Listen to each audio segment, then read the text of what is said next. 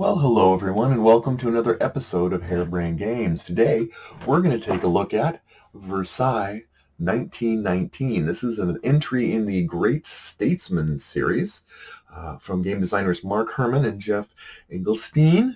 It's a 1 to 4 player game featuring members at the conference that created the Treaty of Versailles that occurred at the end of World War I, wherein many things around the world were changed in ways that still resonate and ripple through our world today. Let's just get into it and talk about it. So let's take a gander at what comes with and how do you set up Versailles 1919. You get this large map board with lots of space, each designated area serving a particular purpose, which we'll understand as we get into gameplay. There is the meeting room, the waiting room, the boardroom. This is where all of the actual discussion is. This is sort of the central epicenter, the heart of the negotiations of what will occur. You have these issues cards. Issues cards in life's very big, much larger than your average playing card size cards, with point values that you earn by for whichever nation grabs this, and additional benefits that can be activated at the time of the issue is settled. You have a whole stack of those. There's a certain way that you put a card in the lower portion that triggers the end game. You also have events, and these can be people, places, things. The top indicates something that will happen as soon as an issue is settled. Something gets triggered and something happens.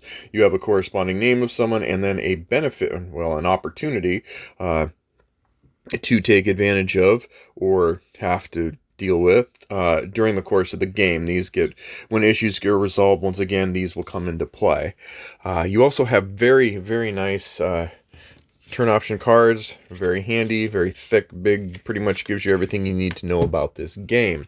Over here you have the region track, and this demonstrates the level of tension and the level of permanent tension, so to speak, on this track. As different issues are being settled and resolved, the effects of however they resolved can often move this track forward, and at certain times there will be checks for uprisings that can throw some of the settled issues you thought were resolved back into the fray.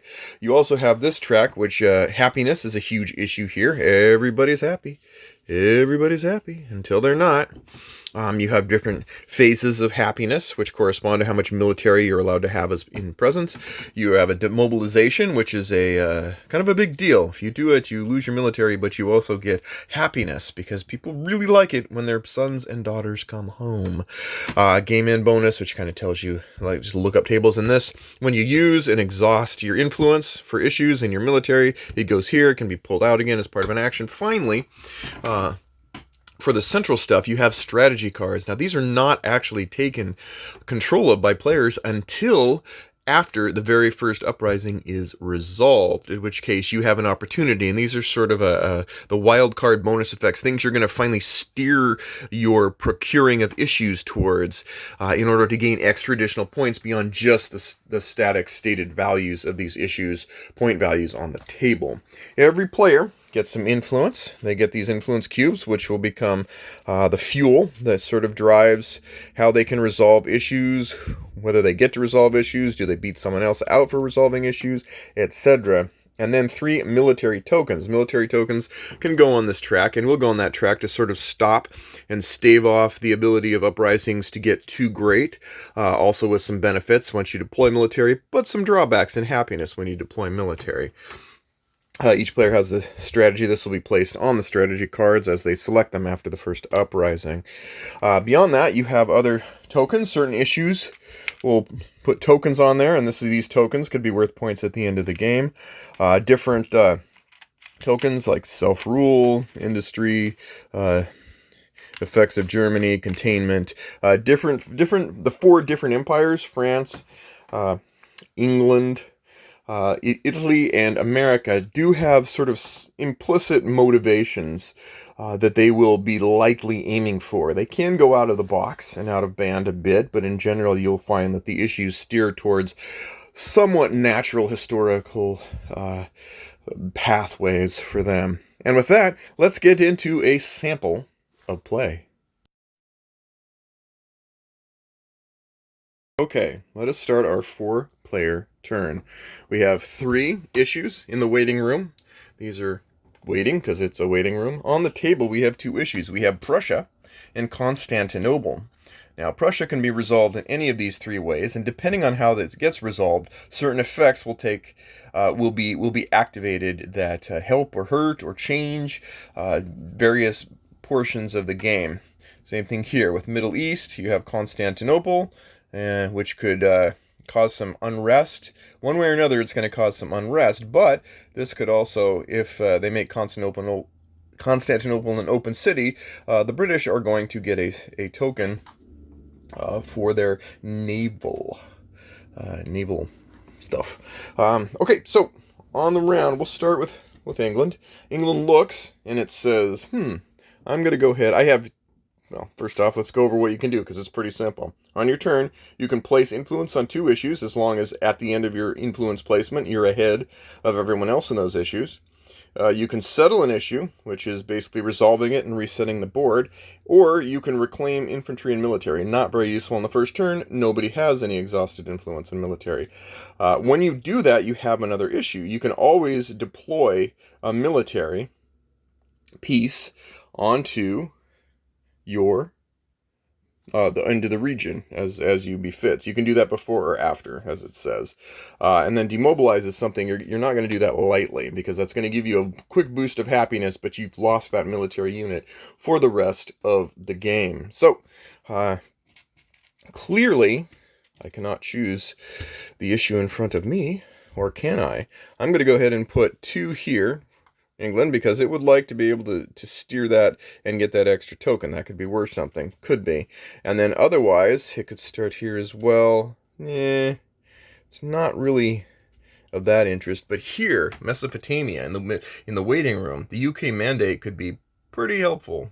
So, it's going to let's do 2 there. And that's it. That's its turn. That's as simple as it gets. Now, France decides, you know what? I do care about this, so I'm going to put 2 here, and I'm going to put 1 there. We'll see. Italy doesn't really have a lot of skin in the game in any of these, except for the upper one, which could be advantageous. And that is going to be, I'm going to put 2 here and match it up. And then we'll put, what the heck, let's put 1 here. I'm not saying I'm strategically delicious here right now. And then here, we have issues. We don't really have a lot in America right now that's of consequence, although it would be nice to, let's do this. We'd like to not drop any unhappiness yet. We're going to put 3 here and ante up on that. And we're going to go ahead and put 2 here. All right, we have just finished an entire round. Everyone's taken their turn. We come back here, and now we have to decide. Do we want to resolve something? Sure we do. We want to resolve Constantinople because nobody bothered to do anything with it. So we're going to let's do what's called settling an issue. Now, in normal circumstances, there would probably be more than just England here. But since England's here, let's just resolve it. The first thing that happens is you award the issue and remove influence. So England's going to get this. All of these, because they won the issue, are going to get exhausted. They're going to have to take an action to get that back later, but they've won this issue. So what they do is they take this card and they place it here. They then take a naval and put it here, and that token is going to be worth something. It's always going to be worth something because they've chosen this option. The Middle East, however, unrest is going to rise 2 notches. So, interesting. Okay, and that's it. That's the end of that resolution. Now, what happens is we do the conference event, and you'll notice the nice, see everything, just fantastic. Very happy with how that all gets resolved. 1, 2, 3, 4, 5, 2. So here we look, and there's no optional here. So this is going to happen. If there's no self-determination strategy tokens on Middle East issues, and there aren't, uprising check in the Middle East. All right. I have to roll 6. Nope. So we staved it off. There's not quite enough tension yet to worry about. So yay. Whew. All right. So we resolve the issue. Discard that. And then 3, we get to pick another issue to bring down. Now, we could bring any of them, but Britain being Britain wants to bring down this issue. It's still got a lot of influence left, so it's got some opportunities. And that is, yeah, that'll do that. So that's 3. And then we're going to bring down another one. Let's bring down Winston Churchill. Why not? It's a Britain kind of day.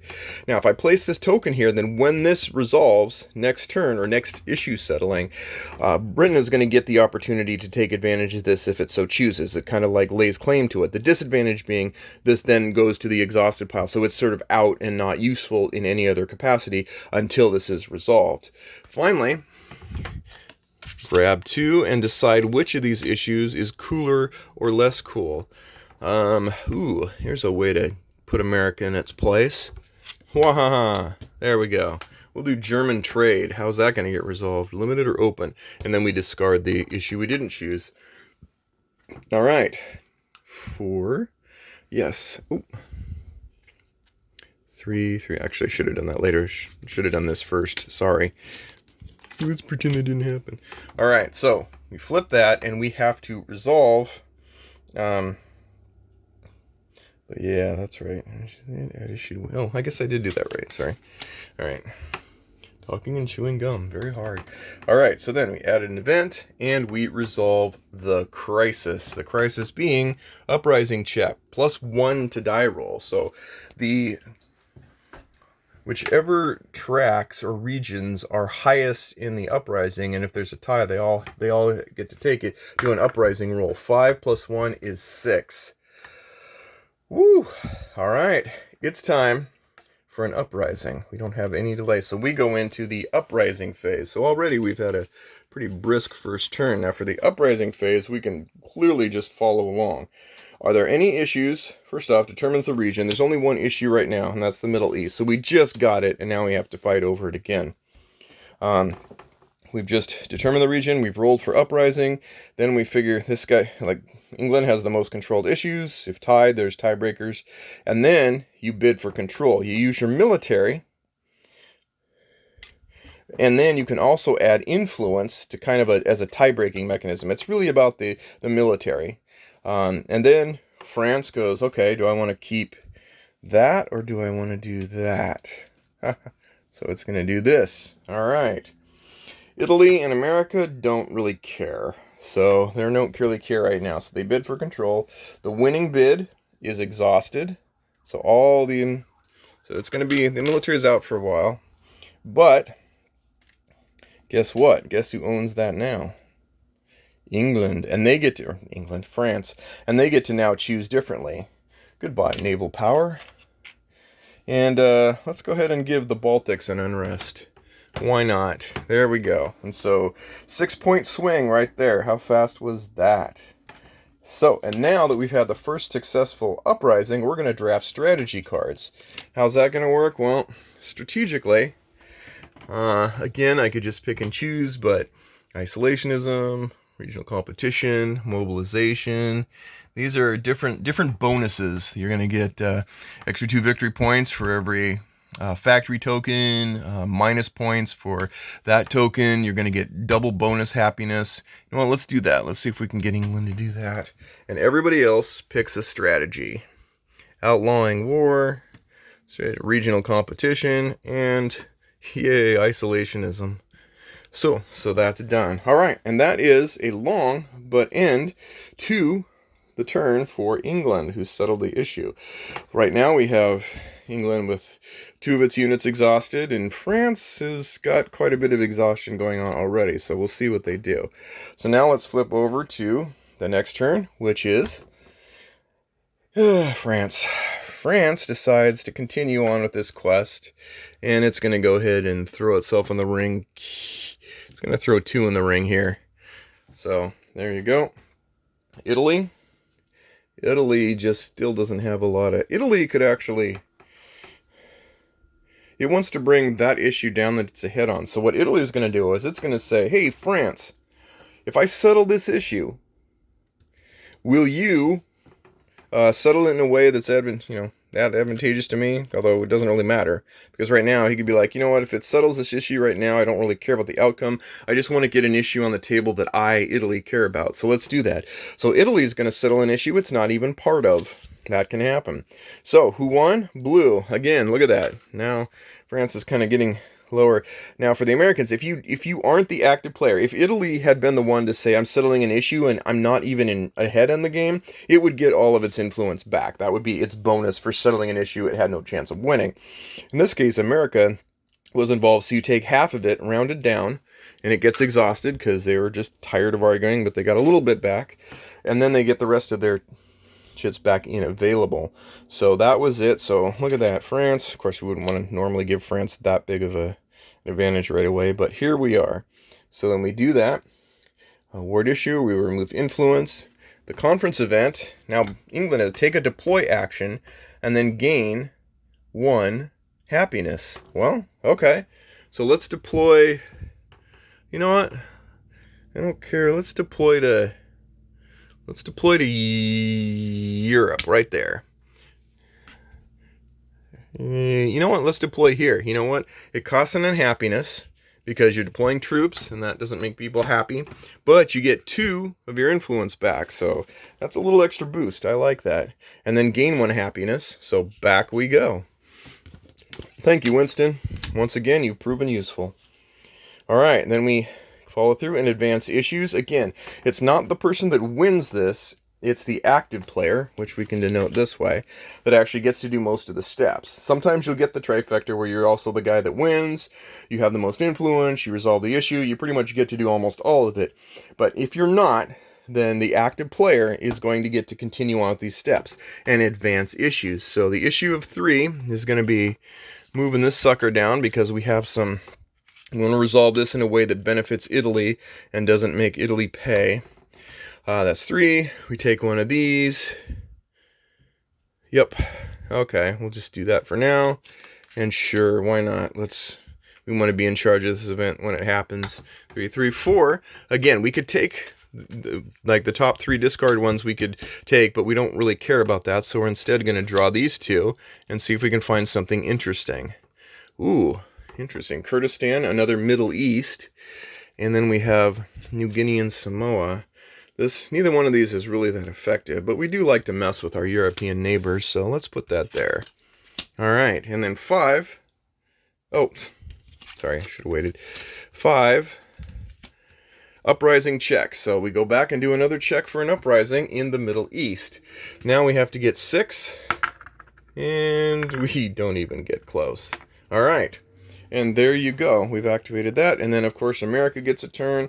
America is going to probably put a couple here and then probably mess with England here for now. And that's going to keep the flow. That's pretty much the flow of the game as you go. One thing we didn't get into was... well, no, we did. We got into military aspects and why and how you would use your military. Again, if you decide that you really, really aren't going to use your military, or they're going to get close to the point where they're going to mutiny because you can only have certain military, you can always demobilize and give yourself a nice boost of happiness, which is going to stave off any of the decisions or unhappiness that gets thrown your way. And again, the next time, for example, France gets here. France is a little low. If they didn't have anything that they felt was really important right now, they could go back and they could go, you know what, I'm just going to get 6 of my guys back and any of my military that are either in the region or here. So that's it. That's a very primitive sample, but enough of an example, hopefully, that you get an understanding of how to play the game. At the end of the game, you're going to count up all the points. You're going to get victory points for a variety of different things. There's a nice pad that goes through it. You're going to go through these and get points for that, points for tokens, points for happiness. It's really action-packed. There is a solo variant, which is quite unusual and done in a way that I think is pretty awesome. They taken as an example from the Peloponnesian War game, I believe, that one of the designers worked on. It's kind of a similar kind of take on whichever side is behind at certain points and get points for like bringing them forward. It's not your average run of the mill get the high score kind of thing. So you might be interested in that as well. That's it. Let's get into my final thoughts on Versailles 1919. Okay, my final thoughts on Versailles 1919. As always, we do the prawns and then the cos, cons and then the pros, and then my final summary. Let's go over the cons. As far as an entry in the Great Statesmen series, this is simpler, in my opinion, than the other two. If you are looking for something of the same depth and complexity of, say, Churchill or Pericles, this is not going to be at that same level. This is really not so much of a con as it is a forewarning. It is a step in a simpler, streamlined direction. Unlike Churchill and Pericles, I felt less of a direct bond with the leaders here than I did in those games. Churchill and Pericles, there was a real direct fusion of the gameplay with the leaders and the impetus and choices they were making. With Churchill and Roosevelt and Stalin, and the trifecta, and then Pericles. Mostly Pericles got me interested in the Peloponnesian War, and so I already was immersed in that. But this one, for some reason, was not quite as directly relatable to me. I think part of it was the iconographic abstraction, the military region abstraction away, and not being on a real-world map, a happiness abstraction a little bit. It's something I missed from the other series was that map. Now, I know that there was a price to streamlining, and I know even in the notes they discussed, in various notes they discussed how having a world map like they did for Churchill and for Pericles was something they really looked at, and they tried from a bunch of different vectors of thought, never could quite get it to gel, and so that's why they ended up with the sort of basically the number track of the regions. And while I understand that, I can't deny that it really kind of abstracted it away for me. Just something to be thinking about. Do I think it's sensible? Yeah, I think it's a wise way that they handled it. I think it does serves the purpose and the point. I just happen to love spatial maps and seeing battlefronts and stuff going on in tandem when you've got your left side of discussion and your right side of it, outcomes of that discussion. So it's not a terrible thing. It's just something that to keep in mind for people who may have played Churchill and Pericles and also liked that element and aspect of it. There are no over textual descriptions concerning the issues, so when you see these cards with the issues, you can kind of deduce what the impact would be, kind of acknowledge, but it's not really like right in your face the way I felt like it was in other entries. Again, they mentioned that by putting text on the cards that made the icon smaller, harder on the eyes. Totally get that. Fortunately, even though they don't have blurbs on the cards, they do have a nice handy index at the end of the manual, which goes over kind of the rationales as well. Any direct questions that people have had have been answered as to why would you use this iconography and this outcomes for this issue and its resolution. So they've been very active in explaining that. In some ways, it reminds me of a game, Innovation, which was another game that was heavily icon oriented, and it was about inventions, and you'd be like, why do I get these symbols for this invention of writing or teeth brushing or whatever? It's the same kind of thing. In some ways, it's almost like a little mini game to try to guess what the effects are. It's clearly manifested that they put a lot of time and thought into what the effects of these issues being fought on were as they put the icons onto the cards. It's just, again, like I'm always a big sucker for textual descriptions that kind of say this is laying out why this is the way it is. But again, it's available, just not directly on the card. A couple mistakes on the cards that, lucky me, I happen to be, the first time playing with the people. We're like, I don't see this. Why is there a fist in America and stuff? And so there were not that many. I know that some people thought there were more than the average, but I thought that there were a couple mistakes, and it's unfortunate. We got around them. They did cause, I'm not gonna lie, they caused a hiccup in the first couple games when people are waiting to try this and they're excited about it, and then they're trying to go like, what? And you go on the Board Game Geek, try to figure it out and stuff. So even though one of the designers just felt like it was no big deal, I actually thought it was a big enough deal to say, yeah, like the mistakes did impact us. We got around them. But I think it's fair to say that that it's not just our problem, Mr. Designer.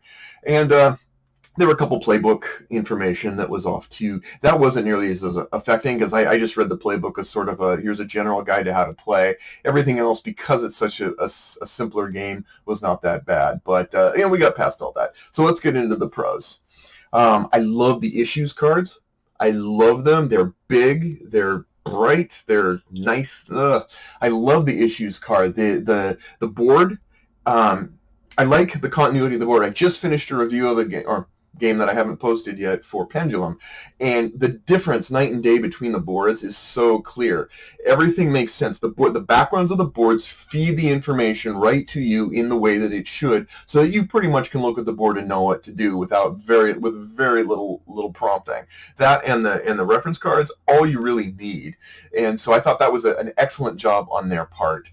Did I mention the issue cards? I did. I love them. They're just so chunky and so like tactily delightful. So keep that in mind. I liked the semi-permanency of the issues. I when you're procuring, like, I got this, I've nailed these down. It's not a sure thing. It's a kind of sure thing, but there's still that chance that you could wind up losing that issue in a future round. And I like that. It's the Godfather, just when I think I'm out, they threw me back in kind of aspect that I thought was nice. It kept the tension high. So it's not like just, I won it, I'm ahead, I'm guarding my territory.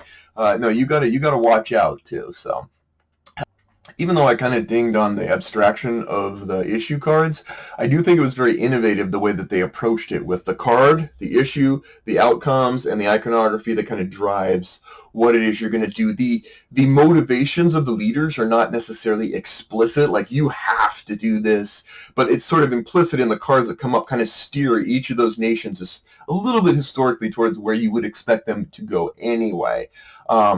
I liked that. I liked that it steered the four leaders in sort of a semi-natural pattern. There was some people don't like this. I did. I liked actually having to wait a few turns till the first crisis resolution, or the first uprising resolution, in order for people to pick a strategy, because I kind of like that. I kind of like dabbling with the game enough, getting a few turns in and going, okay, I get a little better sense of the board now in the first few couple turns, so I'm going to go for that strategy. And since I'm in last place, so I'm going to get the first one, kind of thing.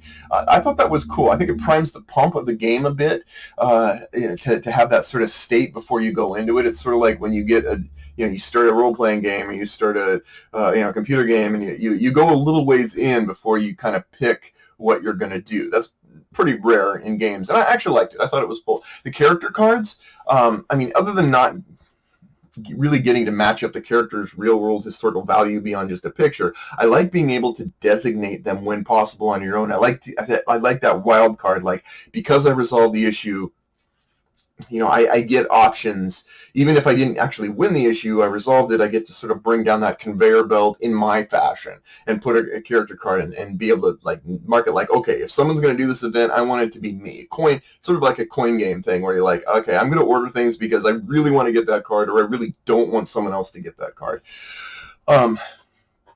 Yeah, that's, the other funny thing is that in some ways, like, bidding on the issues reminds me of this dice game, Las Vegas. Really simple game. Like, hey, roll the dice and, put them where and try to win issues. And it's kind of the same thing at its simplest, but there's some layers on it that reap benefits. There's that spirit of compromise that's everywhere.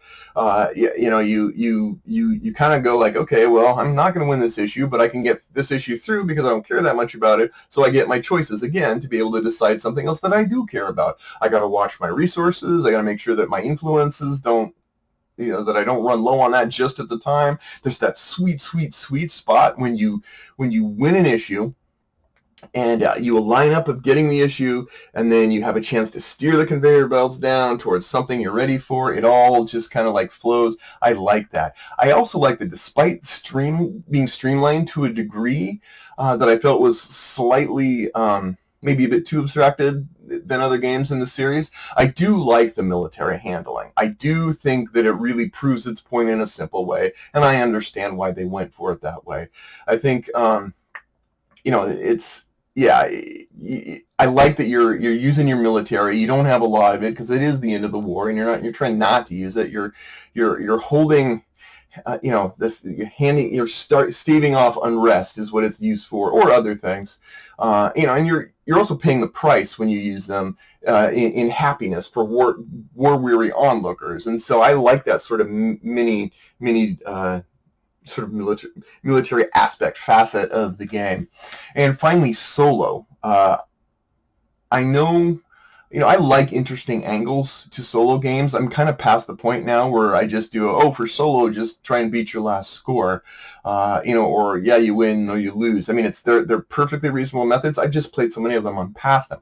I love here that I get gradients of success, and I get an actual solo approach that is starkly different than just try to recreate what you did before, play multi-hands, which I do in solo a lot. Sometimes I like playing multi-handed better than whatever solo game they come at me. Here I don't. Here I think it makes a nice switch to the game change, even comes with a lot of, supporting pieces and everything to guide you as a solo player into something very different. And I know this is kind of, it takes on that same sort of approach that one of the designers did for his Peloponnesian War game that was strictly solo, in that you're not taking a side. You're a bird's eye grandmaster puppeteer, kind of going, I'm going to steer things around so that I control the issues, but I'm not really allied with anyone in particular of the leaders. I'm just trying to get my high score based on how I leverage the systems and the timing of the game. So I liked it. So in summary, I had high hopes for Versailles 1919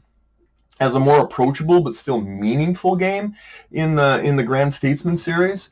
It has aptly met my expectations. It really has. The designers have been supremely active in various venues, answering questions, helping people out, tackling rules responses. I always love to see that because it gives me it's great confidence booster that they really have put their heart into this game and are working with people to help be able to play it at its best. I'm not going to lie, I think of all of the games in this series, Churchill is still my all-time favorite. I think I've rated it a 10. It is sublime. This is a top second place, though, and this is one of those rare moments when, even though Churchill might be my favorite game in the series, Versailles is likely to be played more because of its approachability. Because unlike Churchill, I could bring my wife in and have her play this, and she, as a casual gamer, would be like, okay, I kind of get it, whatever. I definitely would say that I liked it one player, I liked it 3 player, I liked it 4 player, wasn't necessarily thrilled with it at 2 player, but your mileage may vary. But I'm very happy with this collaboration between these two and coming up with this game. I really am. I would recommend, when I played Churchill, I bought a book called American Warlords, which I think is the best companion book to take with Churchill, because once you read that book and you go into Churchill, everything is alive. I would say that if you're going to take advantage, read Versailles 1919 is a book that has come out. I think it came out in 2003. But if you want a similar experience and you want to basically immerse yourself in the plot per se, read that book, and then you'll come into this game with the same really well-informed approach. It'll make things come alive. It'll make things make more sense. You can play it without it, by sure. But if you really want to get your best out of it, I highly recommend reading the Versailles 1919 book with and in tandem to Versailles 1919. And there you have it. Thanks for joining, and we'll see you next time on Harebrained Games.